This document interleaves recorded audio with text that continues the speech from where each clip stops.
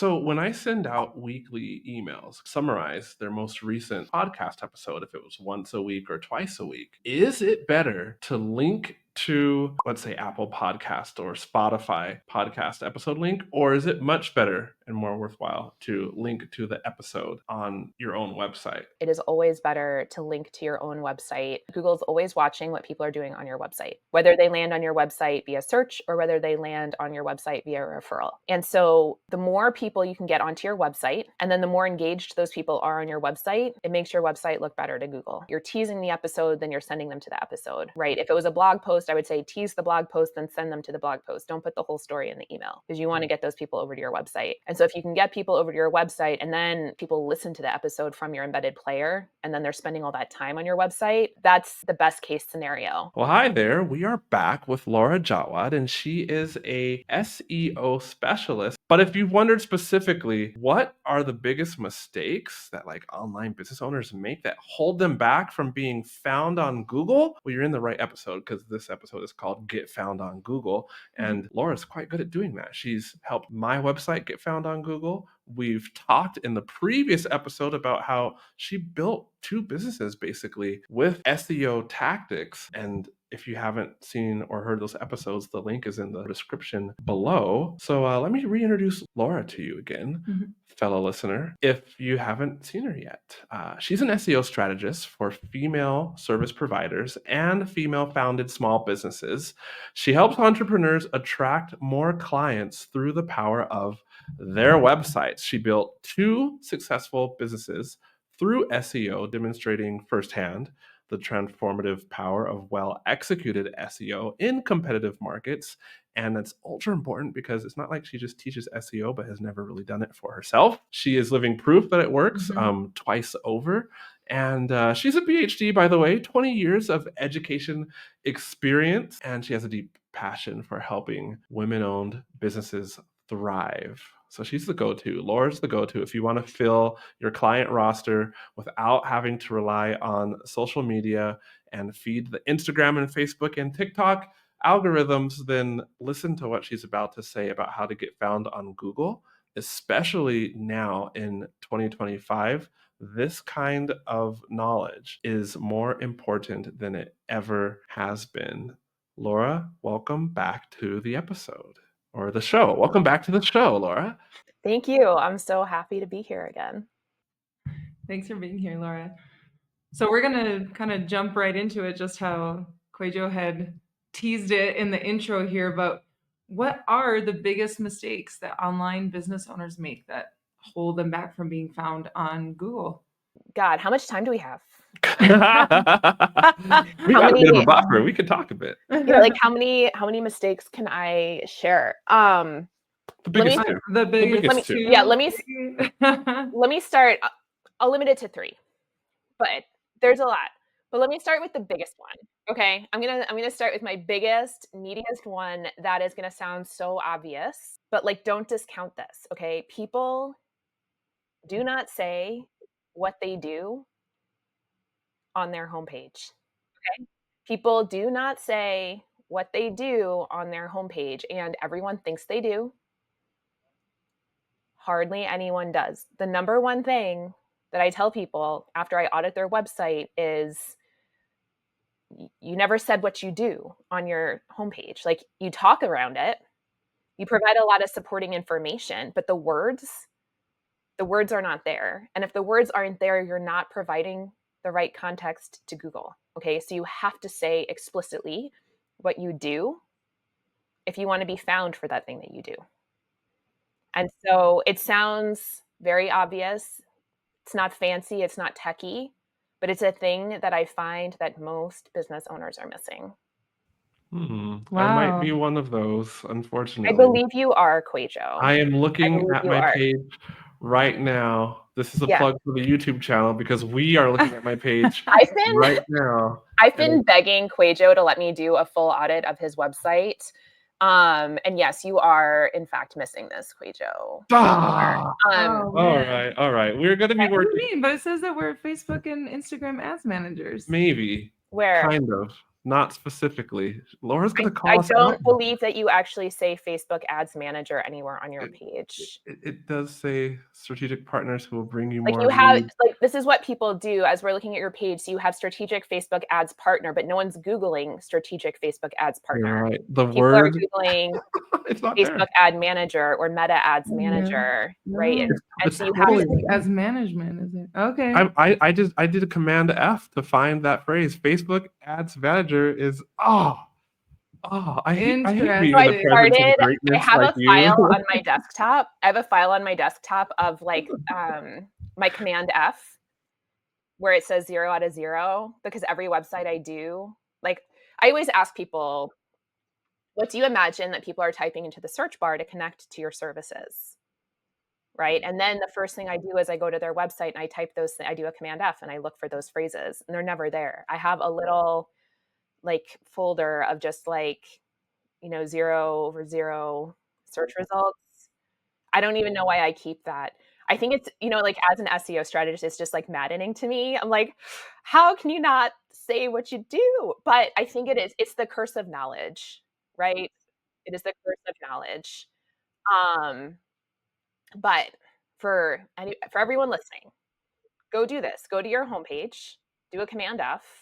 Do you say what you do on your homepage? And if you don't, put it there and put it in a title. Okay. So Alrighty. we'll work on this, QUÄY.jo and Jamie. It's All on right. my notes for We you. will be working on this. It's mistake number 2. Geez, now I'm like, what else? I know. Well, it's like when you're so close to your business and it's so clear in your mind, Yeah, right? it's the What curse you of will knowledge. do. And this is Yeah. why I think it is so important for people to get an audit, right? This is why I think it is so valuable for people. And we're going on a little tangent here, but it's, people are like, oh, can I do like a DIY audit? Like I can just go to Ubersuggest or SEMrush and like just do an audit there. And it's like, yeah, but you're not going to have a real human looking for these things on your website. Like you need someone coming to your website and approaching it like a searcher because you can't. And an automated algorithm like an Ubersuggest or a SEMrush, it can't either. You need someone to look at your website like a searcher would. And that's what you get when you pay a human being for an audit. I want to know the second and third biggest mistakes, but before that, I feel like the listener has to hear about this Kickstarter kit that you're offering. Can you tell us a little bit about the SEO Kickstart kit? Sure. So the SEO Kickstart Kit, it is a collection of 5 step-by-step checklists that I've designed to kind of meet you where you're at, wherever you are with your either understanding of SEO or your progress with SEO, and help you move forward to set up your website to attract qualified leads on autopilot. So hopefully it will help point out some of these things to you so you can go and check for them yourself. These apparently obvious things that we should already know. Like I just want to give a quick it's a plug and I'm just kind of it's confession moment, but it's like I've just put it off and not putting it off any longer working with you because SEO is just like in the back of my mind. Like, yes, I need people discovering my website and coming to me for services organically from Google, but I just don't understand. And then there's other things that seem more pressing, but really based on how I know I have clients that have strong SEO presence. Like I know what's on the other side of this and how good it can be for my business, but I just have been putting it off. So And a thing that we'll talk about later, so Google is increasingly looking at your overall brand presence on the internet. It's looking at your overall digital footprint when it's ranking your website and ranking your content. And so having a strong online presence, having a strong brand is really beneficial for your SEO. And so you, QUÄY.jo, you've got a really, really strong brand presence. And so for you, like once you like getting your what we call on page and technical SEO in order, I mean, it's just going to be like fuel on the fire. Like you're so well set up. Now that we have your website indexed, like doing those other small what do you mean? It's always been tweaks. indexed. I know, right? Like we're not we'll just pretend. Like you're set up really, really well to get traffic. You have a lot of great foundations, but Second biggest and third biggest. The listener doesn't know though that we met in person and you had a little session with me because my website was not even discoverable by Google. So Maybe we should talk about this story after. Okay, I'm gonna finish the mistakes, and then we can talk about that story because I would love to talk about that story, but we'll never answer this question otherwise. We'll never answer it. I'm trying to decide if I wanna give you, like, the there's so many different ways to approach it. Okay, I'm gonna approach this the biggest mistakes I see, like, big picture, as opposed to, like, little stuff. So, one one is keywords, right? And starting with that thing that you do, that you wanna be found for. So we've covered that. Everyone's gonna go to their homepage after listening to this podcast, they're gonna go and they're gonna make sure they're listing the thing they do. Second is creating content for their website. So I see people creating beautiful content for Instagram, sending out these robust, beautiful, well thought out emails, and they don't put any of it on their website where it could be actively vesting in the background. We talked about this term on the last episode, but all of that content you're creating could be working for you, right? The podcast, the emails, the social stuff. This What stuff do you should mean be going putting it on your website? Like, for on your example, we don't blog. have a blog section or You do have a blog section. we do. You used to use it. Um, you used to use it to put podcast show notes, but you haven't used it in quite some time. Um, because obviously I creeped your website before this. To anyone listening, this is a thing I do. I creep everybody's websites. okay, hold on. Right now, as we're recording this, I did have my EA start uploading, and it's November 27th. I just want to go officially on the record and say, at least from that SEO sin, I have repented. I have turned the proverbial 180 degrees, and there are podcast episodes. Now, there might not be many written words, but we're up through, yeah. Okay, this is a situation where I would so much rather have you posting anything because it's a habit, right? It's like going to the gym, right? Like you work out, right? Like you go to the gym and you know that like it's better to do like a 10-minute workout than no workout out at all, right? That 10 minutes is way more valuable than doing nothing. And you can't optimize you can't optimize a habit that doesn't exist. And so if you can get in the habit of just putting up like a quick show notes or putting up your Instagram content or putting up your emails, even if it's maybe not as like robust and optimized as like you wish or hope it could be, getting into that habit of pressing publish on your website once a week, putting something up on your website once a week.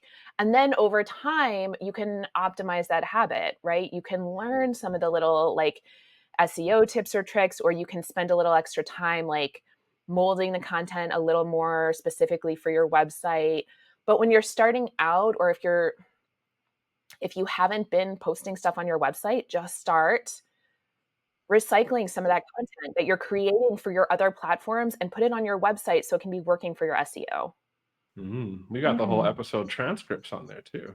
Perfect. See, that's wonderful. Wonderful. Yay! All right, I can tick Right? that box. I can tick at least that box. The Yes. second biggest mistake I am no longer making. I'm really proud of you. I am really proud of you. This is really good. I'm proud of myself. Like, can you find I a am proud of gold you. star for me, Jamie, somewhere from our kids' I love this. classroom that we Okay.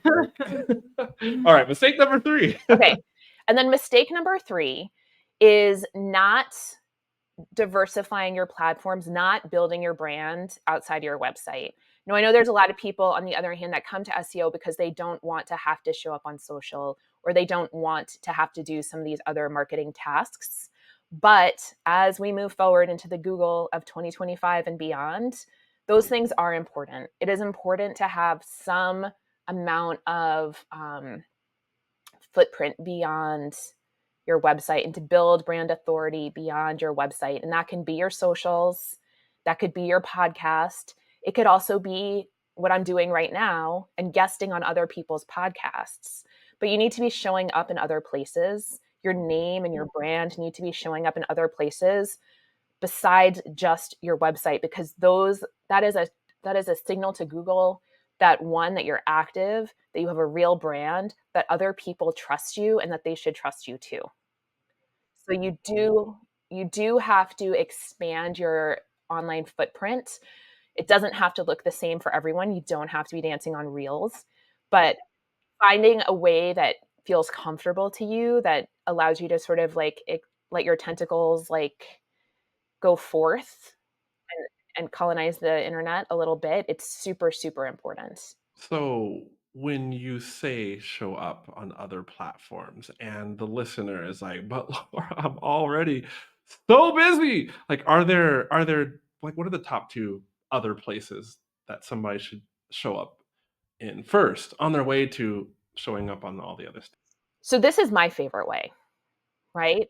I love guesting on podcasts because now my name, my links, they're going to be in your show notes. You're posting these on your website now. It's going to be on your website. So immediately I'm getting the brand awareness and publicity from being on your show. I'm getting the links, those trust signals going back to Google, telling Google that I'm a real brand with real expertise that other people trust enough to invite onto their platforms, right? And to me this is a low lift, right? Like to me, Instagram is a large lift. That takes a lot, like a kind of energy I don't have. This I really enjoy. So I invest more energy into finding these opportunities where I can come onto podcasts, get to know the host, get in front of their audience, get these nice, juicy links. This is a platform. This is a platform. So this is one that I choose. And then I encourage folks to be on a social media platform. So historically, I've been on Instagram. I'm exploring LinkedIn now because my audience has changed. But I'm also finding that the energy aligns a little bit better with me because I can post all this real nerdy stuff and people are there for it. You know, on Instagram, you have to be like a little more entertaining. On LinkedIn, you can be like a little more cerebral. And like I'm pretty nerdy. And so I'm finding that aligns with my interests and energy a little bit better. Um, so I don't think that I can tell anyone what their best two platforms are. I think you have to think about where is your audience? Is it on TikTok? Is it on Facebook? Is it on Instagram? Is it on X? Like where is it? That's a great place to show up. And then I think that doing some sort of getting in front of other people's audiences, it has so much bang for its buck. And I think it's also important to point out that showing up on these platforms doesn't mean that you have to show up at any particular frequency, right? Like it's what can you afford in your life? What can you handle? Pick a frequency or consistency that works for you. And that's great. And obvious with anything, the more you put in, the more you get out, but like put in something. Right. I liked what you said, that you said pick a social media platform. That doesn't mean you have to be on all of them. Just focus on one and collabs. No, look, I mean, we're all like, I imagine your audience is a lot of small business owners. Like, I don't have a team. I'm not working with a team. This is just me showing up to do these things. So I'm doing what I can, right? And I'm not going to show up in the same way that a big business with a marketing team is going to show up. And that's okay because people are coming to me for different reasons. Good. So let's get into, unless you wanted to add anything Well, else. there was That was I the third mean, one. oh, that Yeah. was the So our third one. three, use Yeah. Got the right keywords on your website, starting with that thing that you do. it. Right. Okay. Create content for your website. And a great place to start is by repurposing the content you're already creating for your emails, your social platforms, or perhaps your podcast or YouTube channel.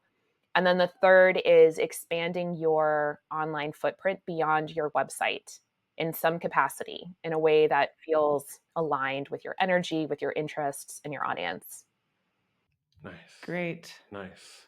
I mean, I feel like that's a complete episode right there. Right. But wait, there's more. What else do you want to share with us about how one gets started with SEO?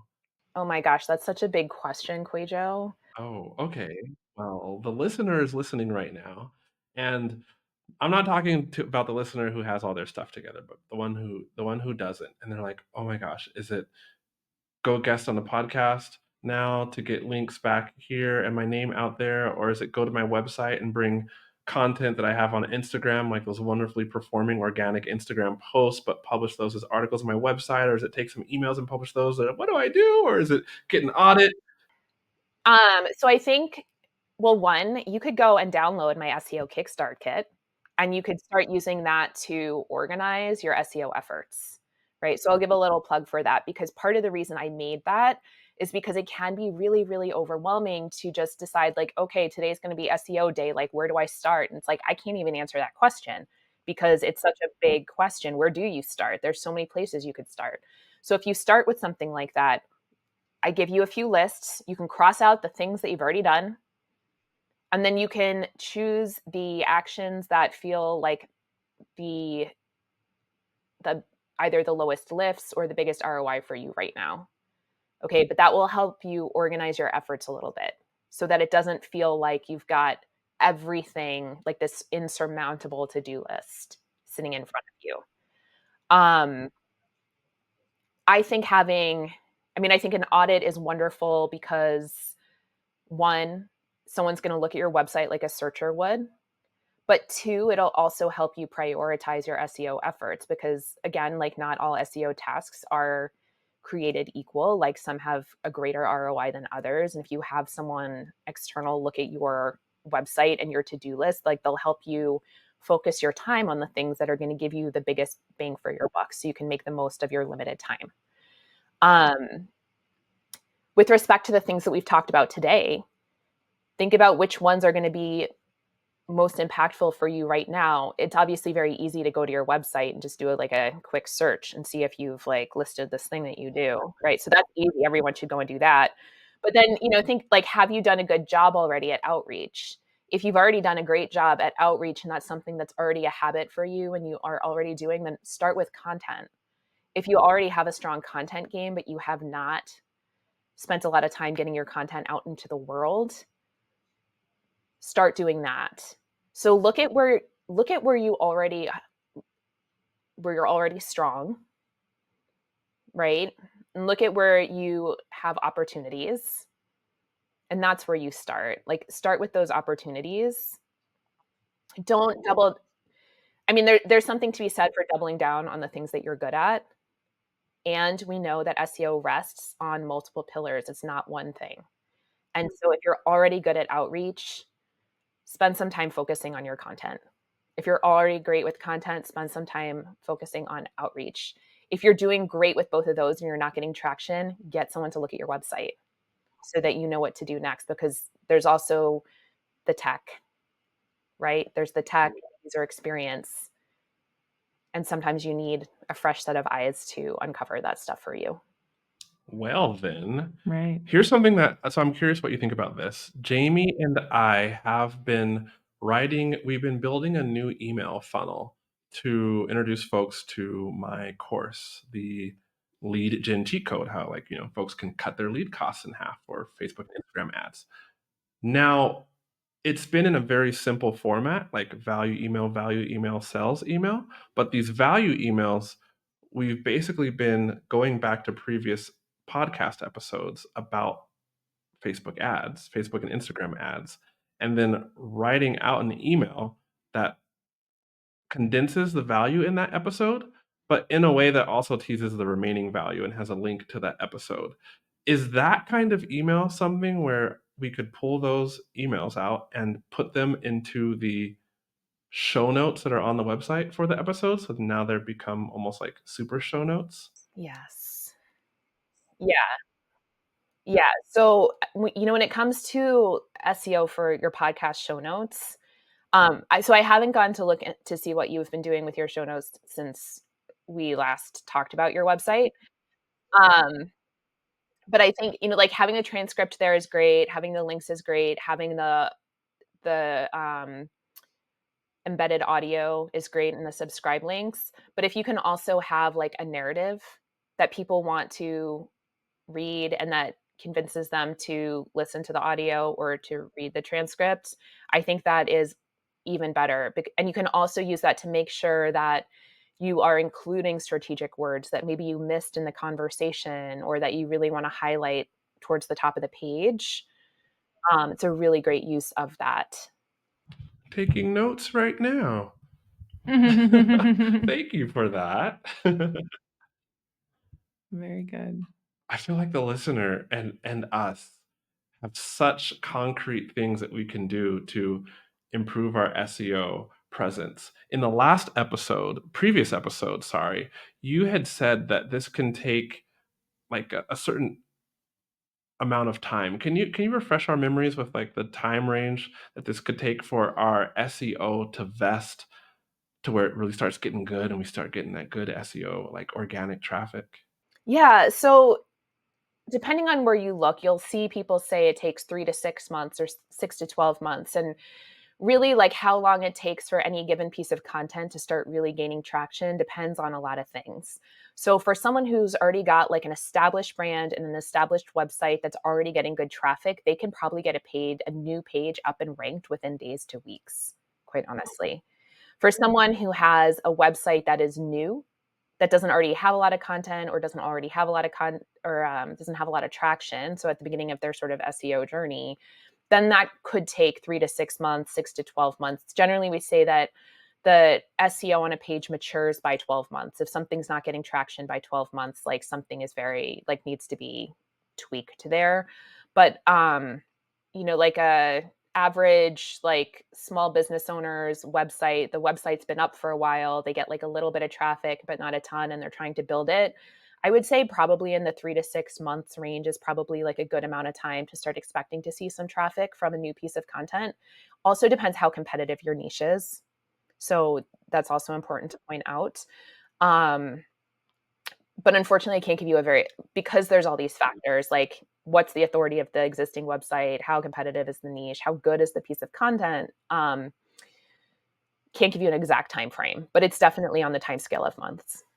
Sure. That's our favorite answer on the show anyway. It depends. There's so many factors involved. So A new question popped into my mind, and I know we got to wrap this episode up, but this question. So when I send out weekly emails, because I know a lot of listeners do this too, to summarize their most recent podcast episode, if it was once a week or twice a week, is it better to link to the, let's say, Apple Podcast or Spotify podcast episode link, or is it much better and more worthwhile to link to the episode on your own website? I think it's always better to link to your own website. I think whenever possible, it is always better to link to your own website. So Google, for better or for worse, it's like very creepy, but Google's always watching what people are doing on your website, whether they land on your website via search or whether they land on your website via referral. And so the more people you can get onto your website, and then the more engaged those people are on your website, it makes your website look better to Google. So if you can send people from like what you're doing is great, right? You're teasing the episode, then you're sending them to the episode, right? If it was a blog post, I would say tease the blog post, then send them to the blog post. Don't put the whole story in the email because you want to get those people over to your website. And so if you can get people over to your website and then like the holy grail would be those people listen to the episode from your embedded player and then they're spending all that time on your website, like that's the best case scenario. But in absence of that, maybe they're clicking over from your website. That's still great. But you want to get people over to your website.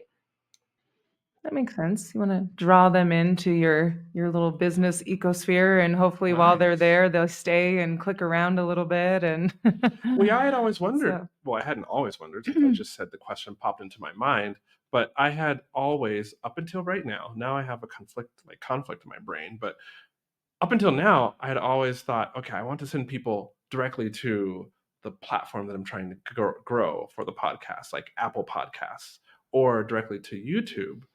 But now I'm like, so I want to embed on my website and send them there. And then maybe from the website have links to the Art of Online Business on the Apple Podcasts or YouTube channel. That's the better way.